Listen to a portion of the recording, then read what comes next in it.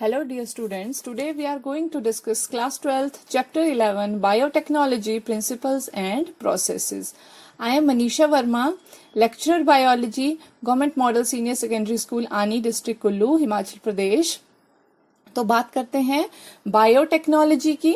तो biotechnology as the term itself is suggesting, bio means life and technology means technique.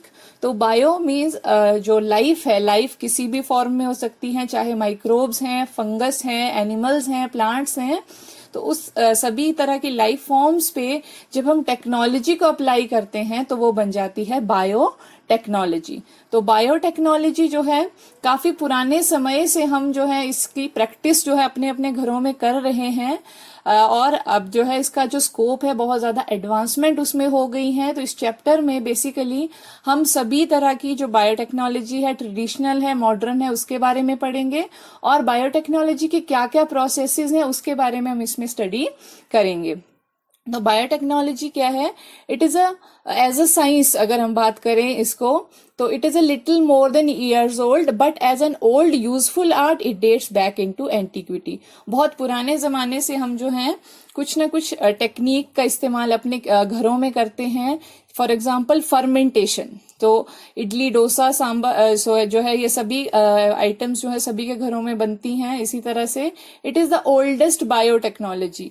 नान बनते हैं, भटूरे बनते हैं. तो ये सब जो है इसमें कौन सी टेक्नोलॉजी यूज होती है? बायोटेक्नोलॉजी. बिकॉज यहाँ पर हम क्या करते हैं, माइक्रोब्स का यूज करते हैं फॉर फर्मेंटेशन ऑफ फ्लोर. तो उसी तरह से तो बायोटेक्नोलॉजी क्या है? It deals with techniques of using live organisms or enzymes from organisms to produce products and processes useful to human. तो बेसिकली बायोटेक्नोलॉजी क्या है? ये वो टेक्निक्स हैं जो हम यूज करते हैं लाइव ऑर्गेनिज्म से कुछ प्रोडक्ट्स और प्रोसेसेस ऑब्टेन करने के लिए जो ह्यूमंस के लिए यूजफुल हों. तो उसी तरह से आप ट्रेडिशनल में देख सकते हैं मेकिंग कर्ड, ब्रेड और wine, leavening of bread, retting of flax, production of alcoholic beverages, production of vinegar. तो ये सारी जो प्रोसेसेस हैं, these are all microbe mediated process and they can also be thought as a form of biotechnology, because यहाँ पर हम microbes को use कर रहे हैं to get some beneficial products. तो बायोटेक्नोलॉजी की जो यूरोपियन फेडरेशन ऑफ बायोटेक्नोलॉजी है, बायोटेक्नोलॉजी की डेफिनेशन उन्होंने क्या दी है? It is the integration of natural science and organisms, cells, parts thereof. मीन्स ये क्या है? एक नटशेल में एक इंटीग्रेशन है किसका? नेचुरल साइंस का, ऑर्गेनिज्म का, उनके सेल्स का या उनके किसी पार्ट का, and molecular analogues. Molecular analogues means जैसे जीन्स की बात हम करते हैं, डीएनए की बात हम करेंगे. फॉर प्रोडक्ट्स एंड सर्विसेज, किसके लिए सर्विसेज देनी है, किसके लिए प्रोडक्ट बनाने हैं? For human welfare. तो सभी को ये इंटीग्रेट करता है. तो या आपको इसको इस तरह से भी डिफाइन कर सकते हैं, biotechnology is the integrated use of biochemistry, microbiology and engineering sciences in order to achieve technological application of the capabilities of microorganisms, cultured tissues, cells and parts thereof. तो बेसिकली क्या है? बायोकेमिस्ट्री, मॉलिक्यूल्स का जो knowledge है उसको, microbes को, और engineering techniques जैसे मान लीजिए माइक्रोस्कोप्स हैं या फिर कैथीटर्स यूज करते हैं, सिरिंजेस यूज करते हैं, अलग अलग बायोलिस्टिक टेक्निक्स वगैरह यूज करते हैं. तो ये सब जो इंजीनियरिंग साइंसेस की टेक्निक है, बायोकेमिस्ट्री, माइक्रोबायोलॉजी, इन सब का इंटीग्रेटेड यूज कहा जाता है बायोटेक्नोलॉजी. और इंटीग्रेटेड यूज करना किस पर है? माइक्रो ऑर्गेनिज्म या ऑर्गेनिज्म पर, to get benefit and the services which are beneficial for human welfare. तो ये था इसकी डेफिनेशन. तो बात करते हैं मॉडर्न मॉलिक्यूलर बायोटेक्नोलॉजी. ट्रेडिशनल में हमने पढ़ा जो हमारे घरों में यूजुअली प्रैक्टिसेस होती रहती हैं. तो मॉडर्न में हम क्या बात करते हैं बायोटेक्नोलॉजी में खास करके? It includes manipulation of gene and genetic material by man. तो manipulation means handling of gene, DNA की हैंडलिंग करनी है, उसको कट करना है, पेस्ट करना है, कहाँ पर करना है, कैसे करना है, ये सब आता है मॉडर्न मॉलिक्यूलर बायोटेक्नोलॉजी में. और एक बहुत fast emerging branch of science है. तो ये स्टार्ट कैसे हुई? It started with formation of recombinant DNA molecule. Very important term, recombinant DNA. Recombinant DNA means एक ऐसा डीएनए जिसमें फिर से हमने क्या किया है, नया कॉम्बिनेशन बनाया है. ये नया कॉम्बिनेशन कैसे बनता है ये हम आगे आने वाले टॉपिक्स में इसी चैप्टर में क्लियर करेंगे. तो this branch of science is also named as recombinant DNA technology, genetic engineering and DNA manipulation biotechnology.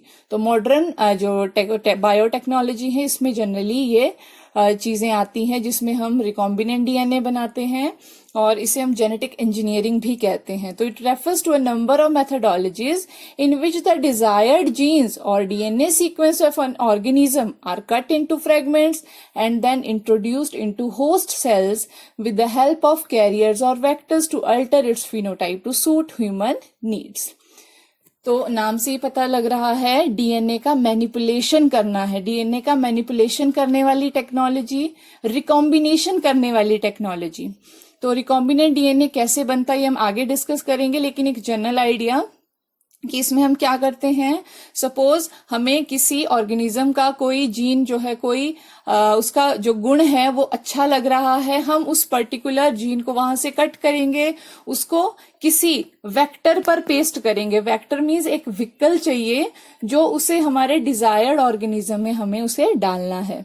तो वहां से एक जगह से हम जीन को उठाएंगे, उसको वेक्टर में डालेंगे, वेक्टर उसको लेके जाएगा दूसरे ऑर्गेनिज्म के पास जिसके अंदर हमने जीन इंसर्ट करना है.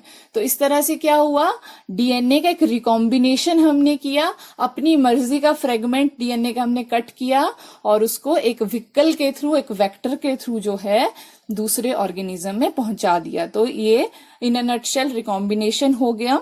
तो काफी और प्रोसेसेस भी बायोटेक्नोलॉजी में इंक्लूड की जाती हैं, जैसे in vitro fertilisation leading to a test tube baby. तो अदरवाइज फर्टिलाइजेशन कहाँ होती है, फीमेल जेनिटल ट्रैक में होती है. तो जो टेस्ट ट्यूब बेबी है, यू माइट बी नोइंग कि उसमें क्या होता है, फर्टिलाइजेशन जो है वो लैब्स में कैरी आउट की जाती है. इस तरह की फर्टिलाइजेशन को इन विट्रो फर्टिलाइजेशन कहते हैं. साथ ही और क्या इसमें आएगा, synthesising a gene and using it. एक नया जीन आर्टिफिशियली हमने जो है वो सिंथेसाइज किया और उसको यूज किया, ये भी बायोटेक्नोलॉजी में ही आएगा. Developing a DNA vaccine. Vaccination क्या होती है, हमें बीमार होने से बचाने के लिए ऑलरेडी हमारे इम्यून सिस्टम को क्या किया जाता है, स्टिमुलेट किया जाता है बाय गिविंग अ वैक्सीन.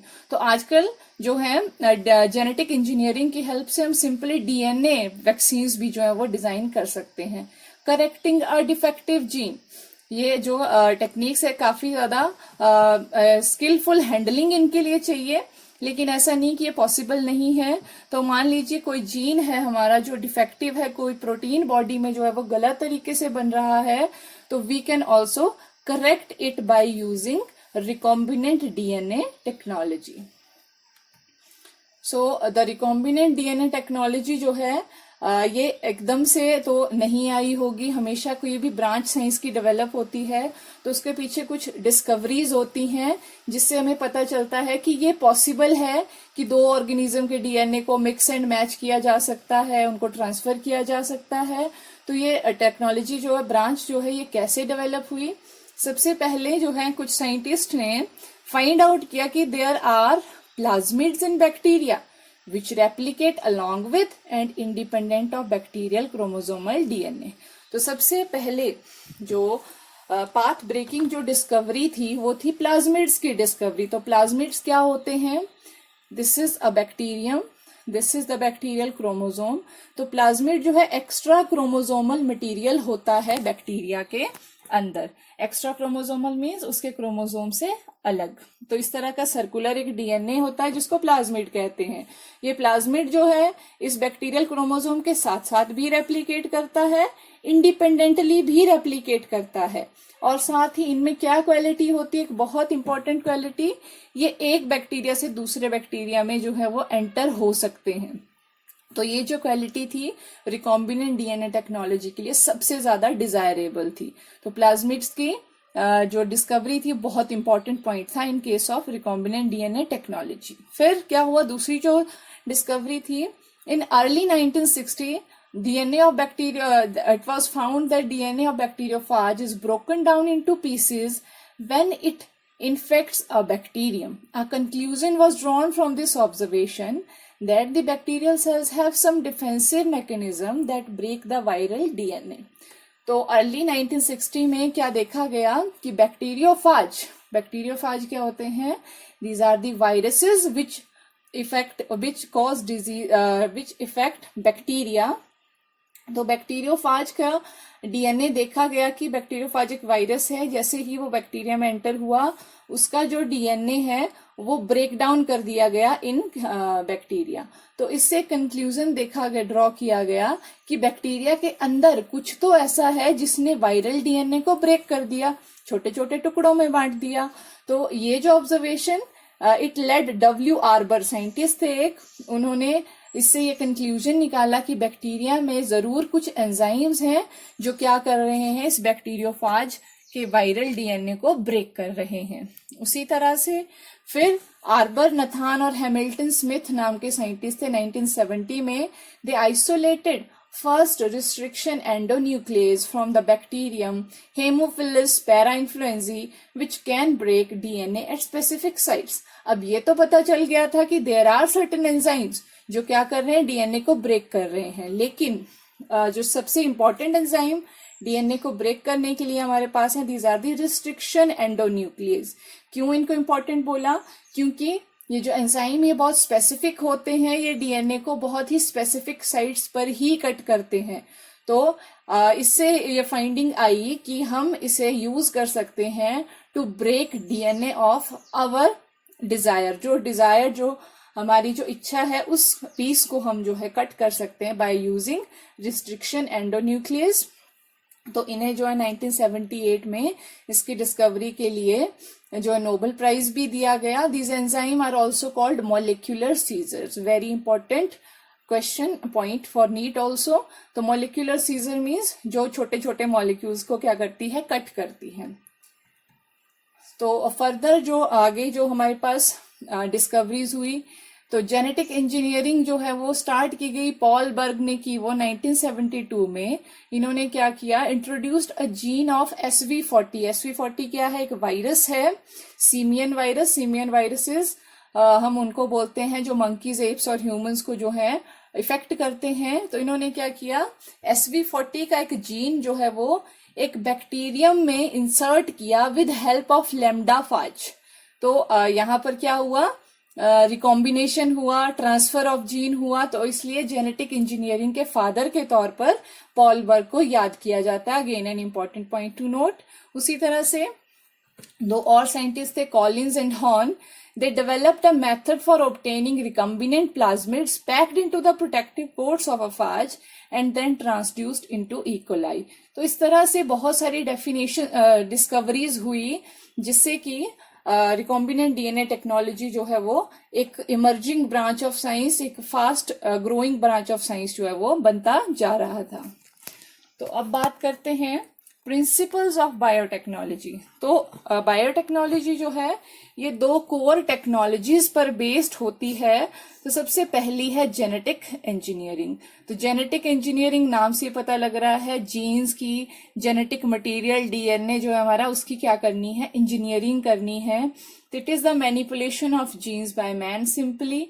तो it refers to artificial synthesis, isolation means separation करना, modification, combination, addition and repair of the genetic material so that to alter the phenotype of the host organism to suit human needs.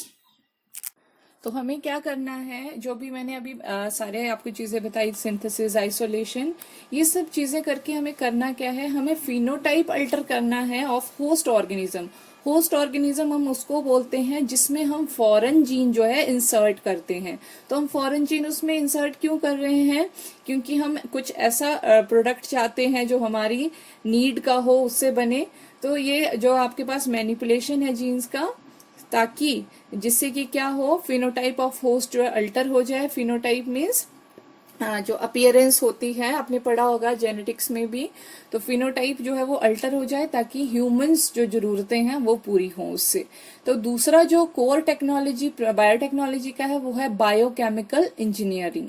तो biochemical engineering में क्या आता है? Processes that help the growth of desired microbe eukaryotic cell in large quantities in a sterile medium for the manufacture and multiplication of biotechnological product, antibiotics, vaccines, enzymes, medicines, hormones, etc.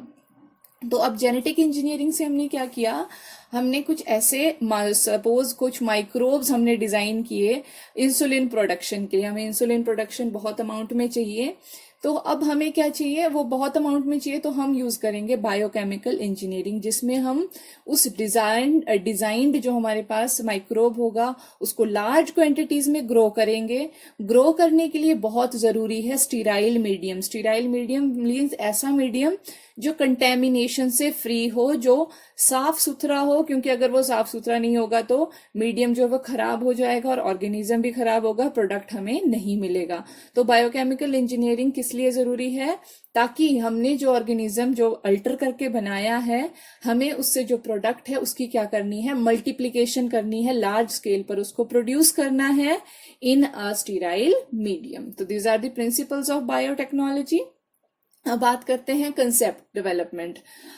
Biotechnology की जो जरूरत है वो क्यों महसूस की गई, concept क्या है इसका? तो living organism you know they reproduce by sexual and asexual method. अब एसेक्सुअल और सेक्सुअल मेथड दोनों की ही अपनी अपनी एडवांटेजेस हैं और डिसएडवांटेजेस हैं।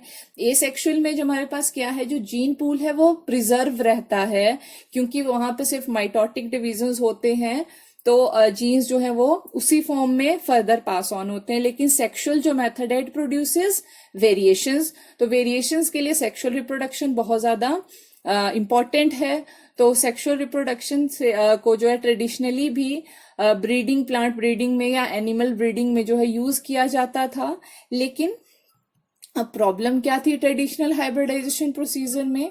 यहाँ पर क्या था, एक तो टाइम बहुत ज्यादा लगता था और हमें क्या मिल जाता था? डिजायरेबल जो जीन्स होते हैं उनके साथ हमें अनडिजायरेबल जीन्स भी मिलते थे।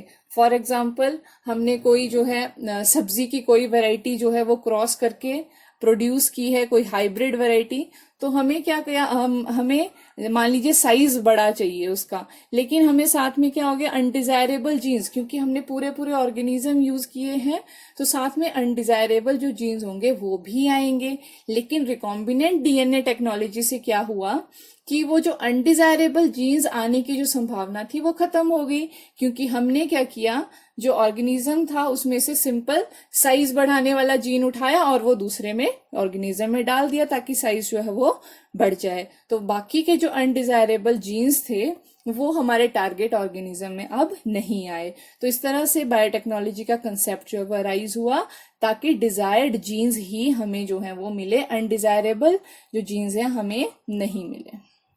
तो अब जो है fate of DNA which has been introduced into the alien organism. तो अभी जो है हमने बात की कि रिकॉम्बिनेंट डीएनए टेक्नोलॉजी में हम क्या करते हैं, सिंपली जीन का एक फ्रेगमेंट उठा लेते हैं और उसको होस्ट ऑर्गेनिज्म में डाल देते हैं। तो होस्ट ऑर्गेनिज्म को हम एलियन या फॉरेन ऑर्गेनिज्म भी कह सकते हैं, क्योंकि एलियन या फॉरेन ये किसके लिए है? उस डीएनए के पीस के लिए जो हमने दूसरे ऑर्गेनिज्म से लिया है, क्योंकि वो डीएनए किसी दूसरे ऑर्गेनिज्म का है, तो उसके लिए जो ऑर्गेनिज्म जिसमें हमने उसको डाला वो फॉरेन ही तो है। तो अब इसमें क्या देखा जाता है, अब डीएनए का पीस मान लीजिए हमने निकाल दिया, वहां से निकाल दिया, तो अब उस डीएनए का फेट क्या रहेगा, उस डीएनए का फ्यूचर क्या होगा? तो ये जो डीएनए है, अब मान लीजिए हमने जो है सिंपली उसको होस्ट में इंसर्ट कर दिया, इंसर्ट करने पर ही वो अब it would not be able to multiply itself in the organism, it can multiply only when it gets integrated into genetic material of the recipient organism. अब बहुत जरूरी है कि जो पीस ऑफ डीएनए जो हमने इंसर्ट किया है अपने ऑर्गेनिज्म में, वो जो है अगर सेल में ऐसा ही पड़ा रहेगा तो वो रिकॉम्बिनेशन वहां पर नहीं हो पाएगा। तो बहुत जरूरी है वो जो डीएनए का पीस है वो हमारे जो होस्ट ऑर्गेनिज्म है उसके डीएनए में इंटीग्रेट हो जाए। और इंटीग्रेट हो जाए उसके बाद भी क्या जरूरी है, जो डीएनए होता है हमारे पास उसमें एक स्पेसिफिक सीक्वेंस होता है जिसको हम कहते हैं ओरिजिन ऑफ रेप्लिकेशन। ये एक सीक्वेंस होता है जहां से रेप्लिकेशन का ओरिजिन होता है। तो जो हमारे पास डीएनए है, जो हमने डीएनए लिया हुआ है, डिजायरेबल जो जीन है, ये तभी रेप्लिकेट करेगा अगर जिस डीएनए में वो इंटीग्रेट हुआ है उसमें ओरिजिन ऑफ रेप्लिकेशन होगा। अगर ओरिजिन ऑफ रेप्लिकेशन नहीं हुआ तो डीएनए रेप्लिकेट नहीं बनेगा और नहीं होगा, और हमारे पास जो डिजायर्ड जीन है उसकी कॉपीज नहीं बनेगी। तो this is in this diagram you can see this is origin of replication. यहां से जो है डीएनए की कॉपी बननी स्टार्ट होती है। तो जो एलियन पीस ऑफ डीएनए है that fails to replicate until it gets integrated with the chromosomal DNA having origin of replication. तो फॉर एग्जांपल ये जो पीस है हमारा, this is the DNA insert, जिसको हमने जो अपनी मर्जी का जो जीन है हमने किसी और ऑर्गेनिज्म से उठाया है। ये हमारे पास डीएनए है जिसमें हमने ये इंटीग्रेट किया है। तो ये पॉइंट है, suppose this is the origin of replication. जब ये डीएनए जो फॉरेन डीएनए है इसके साथ इस तरह से मिक्स हो जाएगा तभी इस डीएनए की कॉपी बनेगी, और शर्त क्या है कि ओरिजिन ऑफ रेप्लिकेशन यहाँ पर होना चाहिए। तो इस तरह से जब alien DNA linked with origin of replication it replicates and multiplies in the host organism. अब क्या हुआ, अब ये इंटीग्रेट कर गया है इसके साथ, होस्ट के डीएनए के साथ। तो अब क्या है, ये रेप्लिकेट करेगा। जब रेप्लिकेट करेगा तो बहुत सारी कॉपीज बनाएगा तो उसे कहते हैं हम cloning. That is formation of multiple identical copies of any template DNA, उसको हम कहते हैं क्लोनिंग। Very important term. तो अब बात करते हैं कि सबसे पहले फर्स्ट जो आर्टिफिशियल रिकॉम्बिनेंट डीएनए मॉलिक्यूल बनाया किसने था। It was formed in the year 1972 by two scientists Stanley Cohen and Herbert Boyer. ये दोनों साइंटिस्ट यूएसए से थे। तो इन्होंने कैसे आर्टिफिशियल रिकॉम्बिनेंट डीएनए बनाया। सबसे पहले इन्होंने क्या किया, they isolated an antibiotic resistant gene from a plasmid of the bacterium Salmonella typhimurium. तो सैल्मोनेला टाइफीम्यूरियम जो है ये बैक्टीरिया टाइफाइड कॉज करता है। तो एंटीबायोटिक रेजिस्टेंस क्या होता है, कई बार कुछ बैक्टीरिया पे एंटीबायोटिक्स का असर नहीं होता। वो क्यों नहीं होता, because they have a antibiotic resistant gene in them जो उनको एंटीबायोटिक के एक्शन से बचाता है। तो उन्होंने क्या किया, ये सपोज दिस वाज सैल्मोनेला टाइफीम्यूरियम, इसका ये जो प्लाज्मिड है इसमें एक जीन था एंटीबायोटिक रेजिस्टेंस का।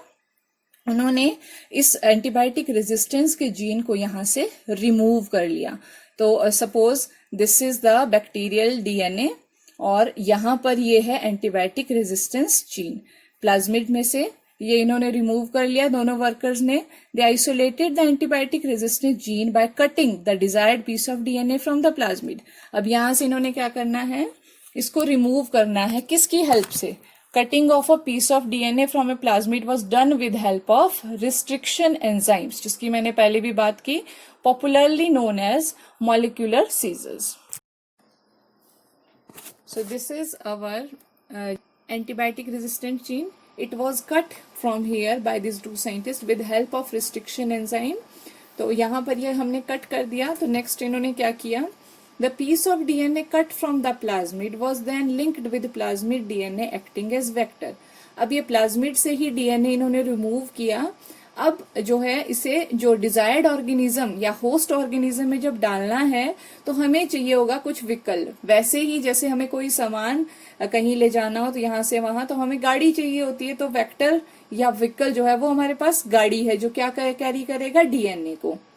तो अब जो है ये किसी और बैक्टीरिया से जो है ये प्लाज्मिड उन्होंने रिमूव किया। तो ये हमारे पास था डिजायर्ड एंटीबायोटिक रेजिस्टेंस जीन जो हमने रिमूव कर लिया है बाय यूजिंग रिस्ट्रिक्शन एंजाइम। तो इसी तरह से इसको भी सेम रिस्ट्रिक्शन एंजाइम से कट किया।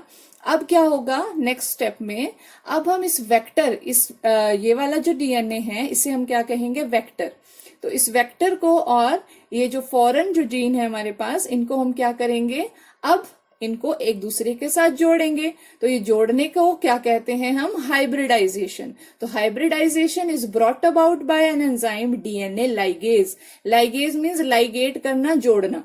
तो यहां पर क्या हुआ, वेक्टर के साथ हमारा जो है डिजायर्ड जीन जो है कौन सा, एंटीबायोटिक रेजिस्टेंस का, ये जीन जो है यहाँ पर जुड़ गया। तो अब ये जो मॉलिक्यूल हमारे पास यहाँ बना, इसे हम कहते हैं रिकॉम्बिनेंट डीएनए मॉलिक्यूल, क्योंकि रिकॉम्बिनेशन यहाँ पे हुआ डीएनए में। तो अब इस प्लाज्मिड को हम जो है अपने होस्ट ऑर्गेनिज्म में डालेंगे, जिस ऑर्गेनिज्म को हम, होस्ट ऑर्गेनिज्म जिसको हम क्या करना चाहते हैं, एंटीबायोटिक रेजिस्टेंट बनाना चाहते हैं। तो इनके केस में ये एंटीबायोटिक रेजिस्टेंट जो ऑर्गेनिज्म इन्होंने बनाना था, that was E coli, that is Escherichia coli. तो अब इस्चेरिचिया कोलाई का प्लाज्मिड जो है वो रिमूव कर दिया गया था। अब ये नया रिकॉम्बिनेंट प्लाज्मिड जो है इसमें इंसर्ट किया गया।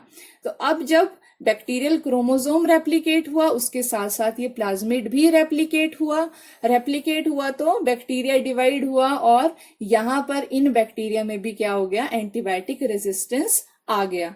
तो अब सीधे सीधे यहाँ पर हम देख रहे हैं क्या हुआ, यहाँ पर रिकॉम्बिनेंट डीएनए हुआ, रिकॉम्बिनेशन भी हुआ, और वो रिकॉम्बिनेशन जो है वो बैक्टीरिया में एक्सप्रेस भी हुआ। तो इस तरह से रिकॉम्बिनेशन जो है वो होता है। तो नया जो डीएनए बनता है, it is formed by help of enzyme DNA polymerase. तो इस तरह से क्या हुआ, सेवरल कॉपीज जो है रिकॉम्बिनेंट डीएनए की बन गई, और सभी में क्या था, एंटीबायोटिक रेजिस्टेंस की प्रॉपर्टी थी। तो एंटीबायोटिक रेजिस्टेंस का जीन हमने लिया था सैल्मोनेला से, डाला हमने इस्चेरिचिया कोलाई में, और किसकी हेल्प से डाला, वेक्टर की हेल्प से डाला। तो दैट इज, अब जो है वो जीन जो है अब मल्टीप्लाई होना शुरू हो गया ई कोलाई में। तो उसको हमने क्या बोला कि हमने क्लोनिंग कर दी, किसकी, एंटीबायोटिक रेजिस्टेंस जीन की। तो रिकॉम्बिनेंट डीएनए को आरडीएनए भी बोलते हैं। तो it is vector plus insert. तो ये हमारे पास जीन ऑफ इंटरेस्ट था, इसको हमने इंसर्ट किया वेक्टर या विकल में, और ये हमारे पास बन गया रिकॉम्बिनेंट डीएनए। तो ये ग्रीन वाला जो है दैट इज वेक्टर, और इंसर्ट जो है हम जीन ऑफ इंटरेस्ट को भी बोल देते हैं। तो ये हमारे पास एक जो है जनरल रिकॉम्बिनेशन जो है किस तरह से होता है, ये हमारे पास आज के लिए इतना था।